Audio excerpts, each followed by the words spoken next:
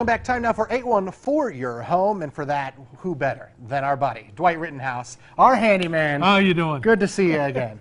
No Christmas hat this time. No, we got rid of the elf hat. Yes, no baby suit, nothing. We're done with the holidays. You got all the pine needles out of our eyes. Let's get back to work. Let's get back to work. Okay, that's what we need to do. So you're showing us how to make some floors that maybe have some like glue or something on them, and making them brand new. Right. Whenever you see the floor that looks so terrible, if you take up carpet or vinyl tile or in any change, if it's concrete underneath, it's not the end of the world. It can be something you can turn solve out to the be problem. Very beautiful. Exactly right. So, and what we do with them floors is, you got to prep all the floors to make sure that you get all the cracks repaired, all the whatever it may be. They might have had screw holes in it from, I fitted the last time around.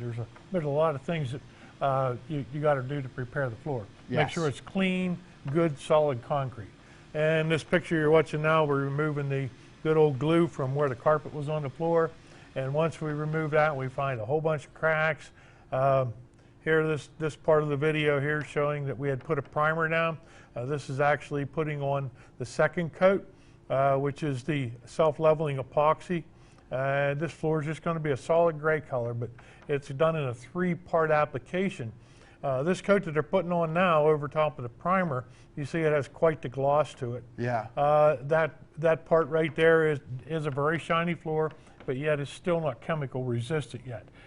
We do it in this floor here. We did a 3-part floor to contain anything that might come from the top to, haunt the floor. And you said this when you started this, there was a whole bunch of like glue on the floor, but it could really be anything left over from what was previously there. Exactly. It could have been maybe the floor was used in a grease situation prior to putting the glue on the floor. Yeah. Maybe the floor had a lot of cracks in it. We put the carpet over it to cover up the cracks. So all that had to be repaired. And this particular floor that we've done here definitely had a lot of the above, okay? And it had also control joints to where when you place the concrete, they saw it so that the cracks happen in the places where they cut the floor. Oh, okay. And so we take them and we actually glue them back together with an epoxy substance, and then we grind them off so that the cracks all go away, the control joints all go away. So we're putting down a one-piece floor. And that's a grinder like that or something. You were talking to me how cool this is that you can do some of this work by yourself. Right, we have grinders. The grinder we showed in this particular picture is pretty much a commercial grinder. It's about 800 pounds. It's really heavy. We had smaller grinders that does the same job. Okay. It's a smaller feature. You can take it down in your basement. You can do it, put it in your garage floor. The homeowner can do it themselves. Yeah. It's a pretty simple application, simple preparation. The biggest thing is don't put any money in a top coat until you prepare the concrete underneath to accept whatever you're going to put on it. And you brought some samples here of some of the things you can see. We brought is, if you notice this sample here, the gloss of it, okay? This particular, you put a primer down. The primer is what keeps a pH blockade out. The primer would block out any dampness, okay? So then when you go to your 100% solvent-based epoxy, which you mix part A, part B together, put it on, it's pretty thick, and it seeks its own level. So you don't have to be the professional to put it down and say, wow, how'd I get that shine? So this product is kind of self-flowing by itself. Okay. So that's how it gets so smooth.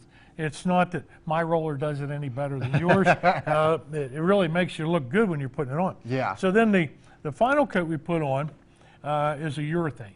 Okay, urethanes are kind of, they're scratch resistant. So in other words, an epoxy is so hard that if you put a stone on your shoe and scratch it, it's not going to be forgiving. You're going to see the scratch. Yeah. Urethane's a little bit softer. It's hard, but yet it has a lot more give to it. So the urethane also is chemical resistant. So let's say that we're painting the walls in our new floor or our new rec room or our new business, and somebody accidentally spills a gallon of paint.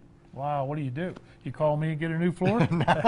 So, well, I mean, they could. They could, and I'd really like that. But with the urethane, you can take some of the harshest paint thinners out there, dump it on. Yeah. hold your nose and scrub it around, and it'll loosen that paint. You can take it off the floor, won't damage and you'll it. never hurt the top finish.